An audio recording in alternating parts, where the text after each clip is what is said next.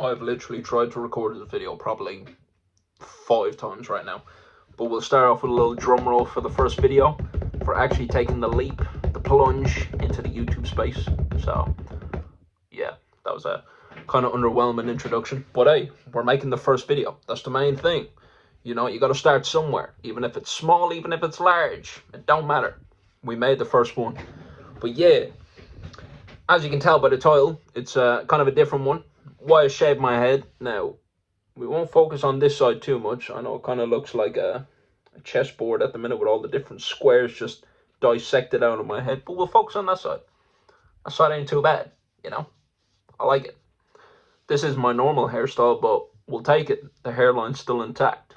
But yeah, focusing on the more important parts of the video, which is why I quit my 9 to 5 and went all in on appointment setting. And yeah, just never really looked back after that. So a little trip down memory lane. I've been working in hospitality for I'd say about 4 or 5 years now at this point.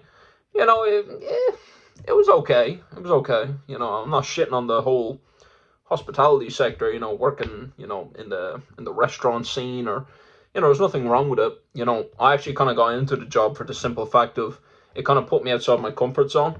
You know, I wasn't the most, how would you say, social person. You know, I was a little bit of a troglodyte back in the day. I used to just sit inside all day, play games, bang out Fortnite, just get that battle pass sorted out, you know.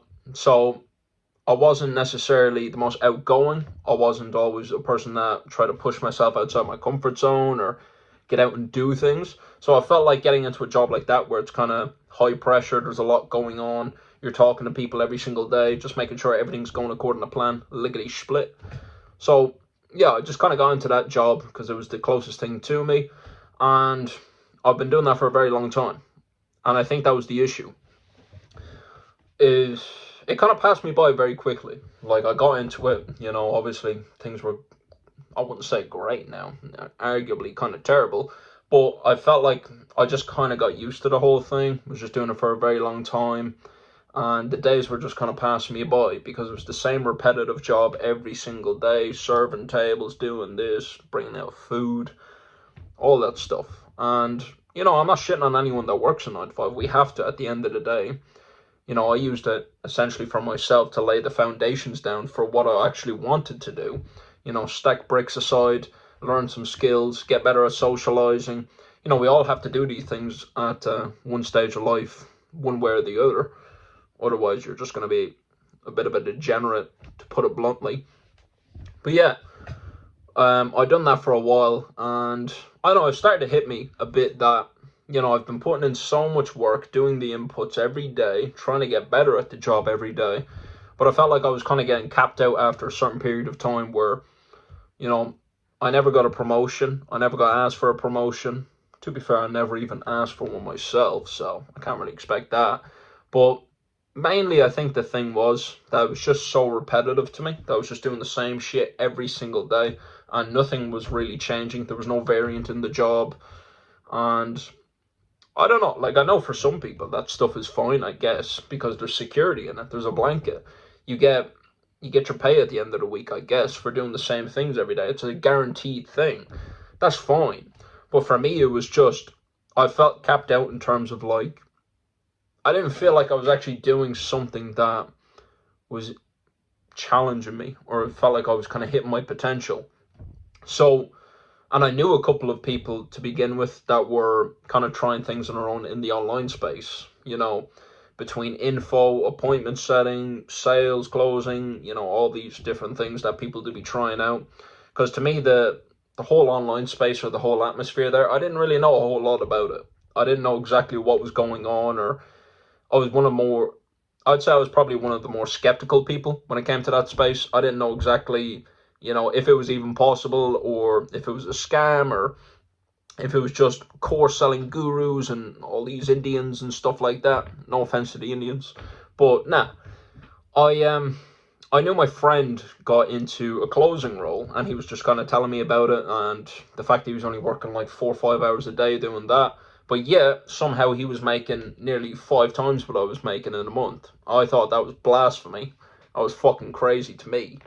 But I didn't really believe him. But he kind of showed me the whole inner workings of everything, how he got set up essentially, how he got in touch with the offer owner.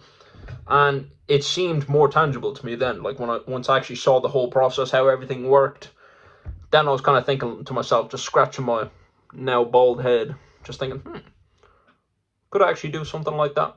Could I see myself getting into a space like that? What would be the worst case scenario? What would be the best case scenario? And to be honest, I just took a leap. I done it part time, not the closing, but appointment setting, because that was like the step down below that. That's where he started, and then he obviously transitioned into the next thing, which was closing. But yeah, I said I'd try give it a go. I done some outreach in some treacherous places, LinkedIn. It's just some straight ass cold outbound, just replying to people in there from their posts, just trying to be like, hey, any chance you're looking for an appointment setter, bro? Even though I didn't even know what really went into appointment setting at the time. I knew you sent messages. I knew you'd, conversate with leads, as they call them. I didn't even know what leads really were back in the day. I just said I'd give it a go anyway. And yeah, then eventually, after about 2 months of doing outreach, I did eventually land an offer. And, was it good? Let's just say I got experience from it. We'll just keep it at that. But I didn't really know what I was doing, and I didn't have certainty or conviction that what I was doing was actually going to get me anywhere in life, or if I just made a kind of a fatal mistake.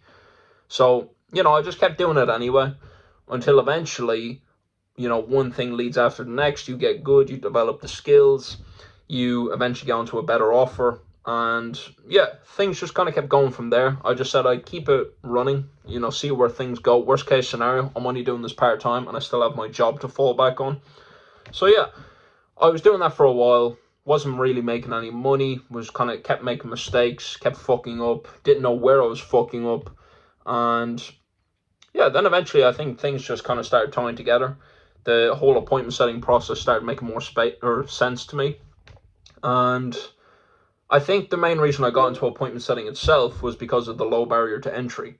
There wasn't necessarily, you didn't need to start a business, you didn't need to have crazy skills or a degree, or you didn't need connections, none of this fancy stuff. It was just more, you exchange your time, you put in the work in order to get money. Now, obviously, there's a skill factor to it, but you didn't need skills to get into it. You obviously get trained, you put the reps in, you stay consistent, and eventually something will work out for you. So that's just what I kept doing. And it worked out after I'd say about 3-4 months. And yeah, I was just kind of looking at the whole situation. I was still working my 9 to 5 at the time, between doing appointment setting for like 5-6 days a week, and then I was doing my job as well at the same time for 5-6 days a week, and the two of them were kind of clashing together. I don't know, it became a bit pressuresome, trying to prioritize, which one should I put most of my time and energy and focus into. So then eventually it came to a time where I was starting to see good progress from the appointment setting, and established kind of like a positive feedback loop in my mind where I was getting good results, I was making decent money. But with the 9 to 5, on the other hand, I was actually making less money, but putting in more time into that. So it kind of just clicked in my mind. I was like, well, what if I was to just slowly start tapering back the time I was putting into the 9 to 5 and start, allocating it more into the appointment setting and trying to get better and better and better at that, which is what I've done essentially. And now we've kind of brought ourselves up to this point where I've just quit my 9 to 5 and I've just gone all in on this. Now, do I know for sure this is going to work out? No. There always has to be kind of a level of risk or an element of risk involved in this stuff. Otherwise, you're never really going to grow that much in life if you're not willing to take at least a little bit of action, even while you're uncertain on how things will go. Worst case scenario, it doesn't work out. You can just always go back to a job and then recalibrate from there. Kind of plan again, try something else or go in with a different approach. And I feel like a lot of people miss out on that in life, and then they have these kind of epiphany moments like 5-10 years down the line when they're like 30 or 40 or 50, whatever the case, and they're just kind of thinking to themselves, what if when I was younger I had took a risk, when I had less responsibilities on my plate, I didn't have any crazy things like a house or kids or you know, anything like that kind of holding me back. What if I had just took a risk and tried something? You know, what could have happened? What would have been the outcome? I think a lot of people don't try to do those things, and they end up regretting it at some point. You know, some people are fairly complacent with the 9 to 5 and they're happy with that. But for me, it was like, I just want to try something. I just want to try to be independent. I just want to try to make money on my own way. And look, even if it doesn't work, well, at least I can say I tried. But that's pretty much just been my whole mindset on the whole thing. And now eventually it's actually starting to work out because I've been putting in the work every single day. And now it's getting to a point where I've just quit my 9 to 5, just gone all in on the situation and see where things take me. And the whole point of this YouTube video is just to kind of document the whole process of going from zero to hopefully hero. We'll see. That's why I'm just kind of making this kind of, I would just say, yeah, just whole journey, this whole documentary. Not really having an idea how to go about YouTube videos. I'm just kind of trying to keep it more genuine, just more raw.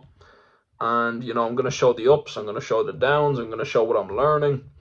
I'm just trying to, I don't know, hopefully show other people how to get into the space, or, you know, at least try to give something a go.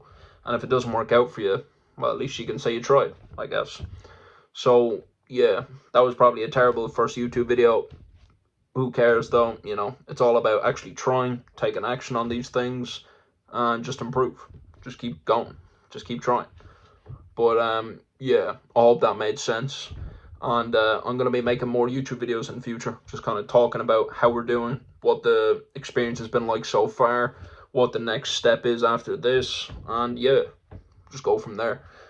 But yeah, hope that was good. I hope you guys enjoyed, and we'll see you later.